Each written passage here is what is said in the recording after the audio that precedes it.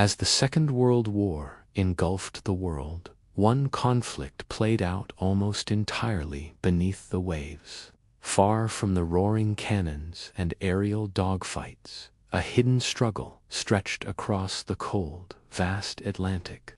It was here that Germany launched one of its most ambitious strategies, a silent, brutal naval campaign designed to choke Britain's lifelines and fundamentally shift the trajectory of the war. On the surface, the Atlantic Ocean seemed endless, impossible to control. But beneath, German U-boats, the infamous submarines, hunted relentlessly. Their mission was simple in theory, but devastating in practice: cut off Britain from the food, fuel, weapons, and support flowing from the United States and Canada. Without these vital supplies, Britain would be starved into submission. German High Command understood this perfectly and poured enormous resources into perfecting its submarine fleet. By 1940, these underwater predators were already reshaping the war at sea.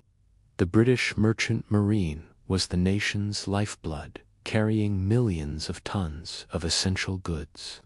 Germany saw a vulnerability. If they could sink enough of those ships, Britain would crumble without a single soldier landing on its shores.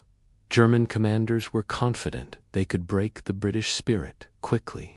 Their calculations were cold and methodical. Sink a certain tonnage of merchant shipping each month, and Britain simply wouldn't be able to sustain its war effort. And as the war began, submarine technology was advancing at a terrifying pace. Early U-boats were cramped, dangerous, and had limited range. But newer models could patrol for longer, travel deeper into the Atlantic, and were armed with more accurate torpedoes. By the middle of 1940, the campaign had intensified dramatically. This was the era of the Wolf Packs, groups of coordinated submarines staging calculated assaults on Allied convoys. These weren't random, chaotic encounters. They were organized hunts. U-boats would detect a convoy, often long before the escort ships even knew they were there. They would stalk their prey silently, sometimes for days, waiting for the cover of night. Then they would surface and strike with a barrage of torpedoes, turning the dark ocean into a scene of fire and chaos. Each successful attack sent shockwaves through the Allied command. The cold Atlantic waters swallowed men, ships, and precious supplies. An entire maritime artery was bleeding out into the ocean. Britain knew it needed the Atlantic to stay alive. Winston Churchill, a man not easily rattled, later confessed that the U-boat menace was the one threat that truly, genuinely unsettled him throughout the war. Not the Luftwaffe's bombers, not the Panzer divisions, it was the U-boats.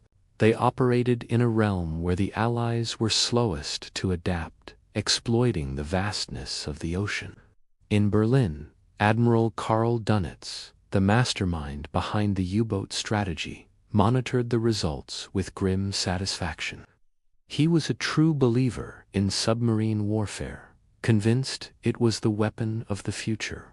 The numbers seemed to support his belief. Merchant ship losses mounted week after week. Supply lines stretched dangerously thin. Entire convoys went missing, their fates unknown, until wreckage washed ashore weeks later. The morale of Allied sailors plummeted as stories of disappearing ships spread through the docks and naval bases. The public only heard whispers, but the reality was far more alarming. Dönitz, even with the limited resources he was initially given, pushed for aggressive tactics. He relentlessly urged for the production of more U-boats, insisting that if Germany focused its industrial might on the submarine program, Britain could be cut off in a matter of months, not years. every German success came at a horrific price for the Allies. Torpedoed vessels lit up the night sky with burning oil and exploding munitions. Sailors clung to debris in the freezing water, their chances of rescue slim. The Atlantic was rapidly becoming both a graveyard and a massive chessboard, where every move determined who would control the world's most important supply route. By late 1940, British intelligence and naval planners finally grasped the full, terrifying scope of the threat. They knew they needed better escort ships, better detection tools like radar and sonar, and far better coordination. But the ocean was immense, and the U-boats were maddeningly elusive. Stronger convoy protection was the only answer. But developing new technologies and building new ships took time, and time was exactly what Germany was exploiting. As the pressure mounted, American involvement began to grow. At first, it was just through material support and supplies, but the United States was slowly but surely being drawn toward direct engagement. American ships were increasingly being targeted, and it became clear that the U.S. could no longer ignore the escalating war in its own backyard. This brings us to a fascinating and crucial question. How differently might the war have unfolded if Germany had fully committed to Admiral Dunnett's submarine vision from the very beginning? Imagine if, in 1939, instead of splitting resources between the Army, Air Force, and Navy, Germany had prioritized the U-boat fleet above all else. Dunetz had argued for a force of 300 modern, ocean-going submarines. At the start of the war, he had fewer than 60, and many of those were smaller, short-range boats. If he had been given the fleet he wanted, the Battle of the Atlantic might have been decided before the United States even entered the war. With 300 U-boats operating in coordinated wolf packs from the outset, the sheer volume of attacks would have been overwhelming. The Royal Navy's escort fleet, already stretched thin in 1939 and 1940, would have been completely swamped. Convoys would have faced not one or two attackers, but dozens. The rate of sinkings could have skyrocketed to a level that was simply unsustainable for Britain. Food rationing would have become more severe. Factories would have ground to a halt for lack of raw materials, and the military would have been starved of fuel and equipment. Under this kind of relentless pressure, Britain's ability to resist an invasion, or even continue fighting at all, would have been severely compromised. It's possible that by 1941, Britain could have been forced to sue for peace. A Britain knocked out of the war would have changed everything. There would have been no unsinkable aircraft carrier off the coast of Europe from which to launch the D-Day invasion. The strategic bombing campaign against Germany would have been far less effective if it happened at all. Furthermore, without the crucial staging ground of Britain, the American entry into the European theater would have been exponentially more difficult. Where would the millions of American soldiers and their equipment have gone? A direct invasion of mainland Europe from the United States was logistically impossible.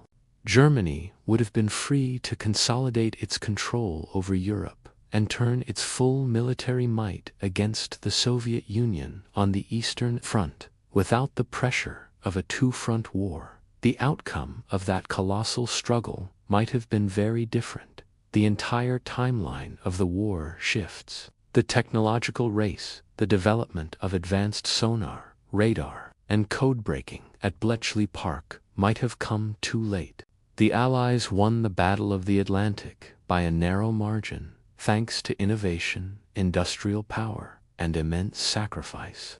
But if Germany had placed its bet on the U-boats earlier and with greater conviction, that narrow margin might have vanished completely. The silent hunters of the deep could have delivered a victory that Germany's surface fleet and ground armies never could, reshaping the world we live in today.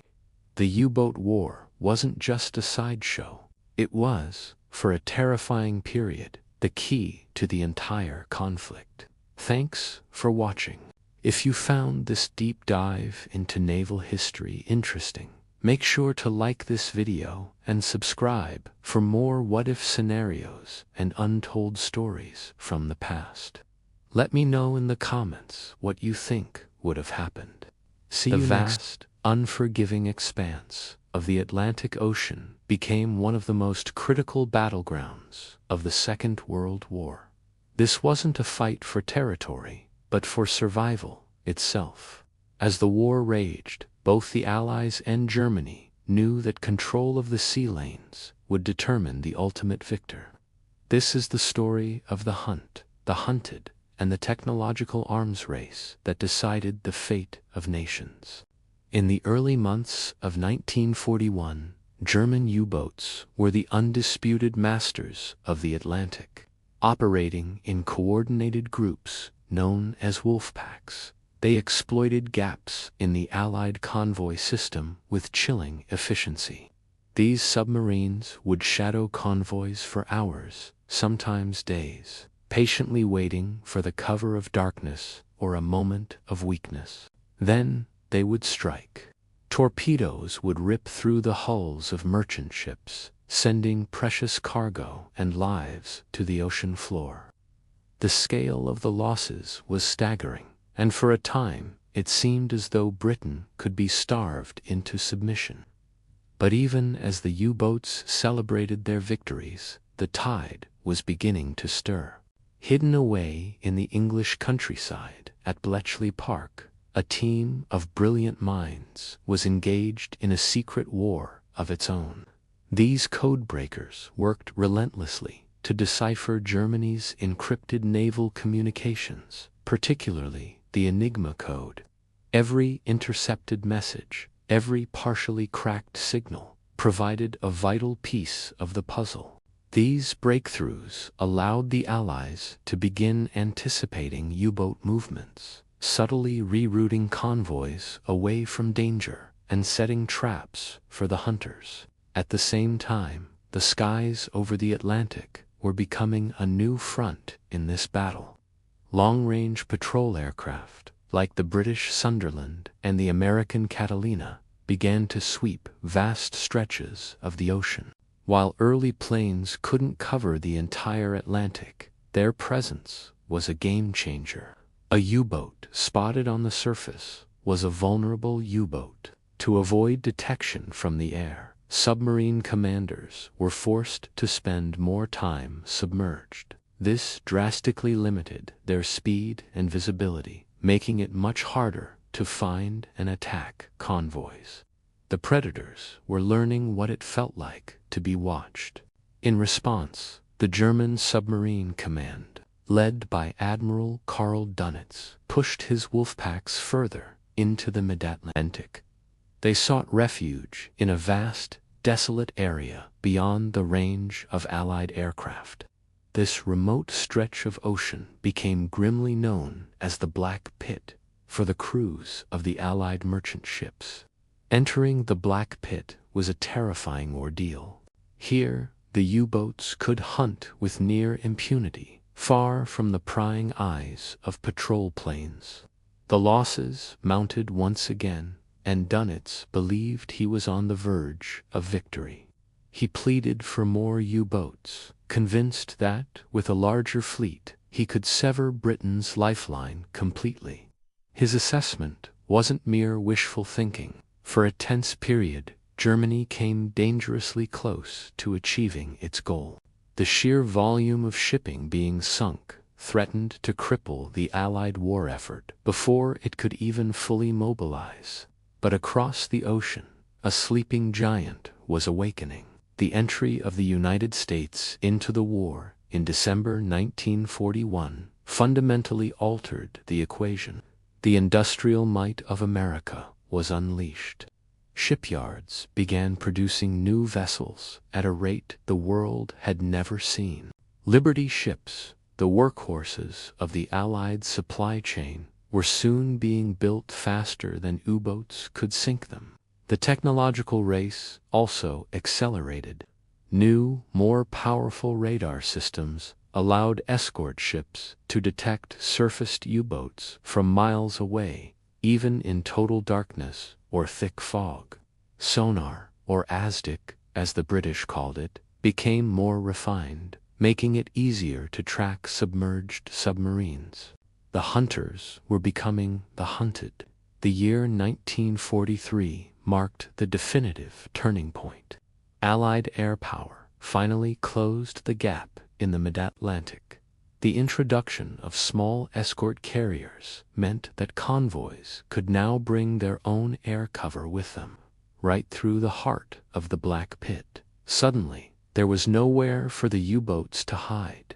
If they surfaced to recharge their batteries or gain speed, they were pounced on by aircraft armed with bombs and depth charges. If they remained submerged, they were relentlessly stalked by destroyers and corvettes, their sound-detecting gear homing in on the submarine's position.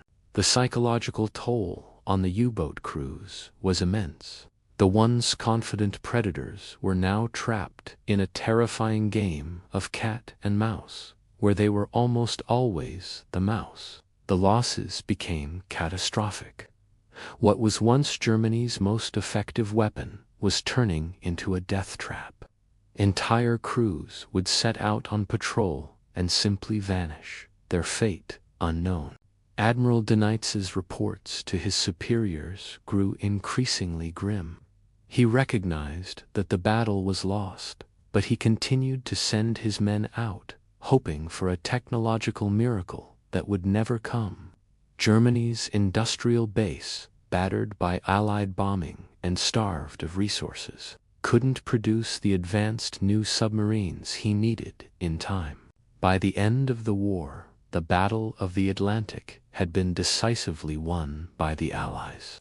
Their convoys sailed with a confidence that would have been unthinkable just 2 years earlier, shielded by a web of overwhelming naval and air power. The German U-boat fleet was shattered. The outcome of this long, brutal struggle was absolutely fundamental to the Allied victory. Without secure supply lines across the Atlantic, there would have been no D-Day, no liberation of Europe. Every tank, every plane, and every soldier that fought to defeat the Axis powers depended on the success of those convoys. It's a stark reminder of how a battle fought far from the front lines can shape the course of history. Which brings us to a fascinating question. Do you think Germany could have won the war if they had poured all their resources into the U-boat fleet from the very beginning? Let us know what you think in the comments below. If you found this deep dive into naval history compelling, please hit that like button and subscribe to our channel.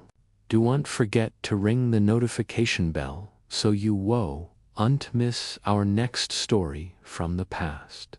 Thanks for watching.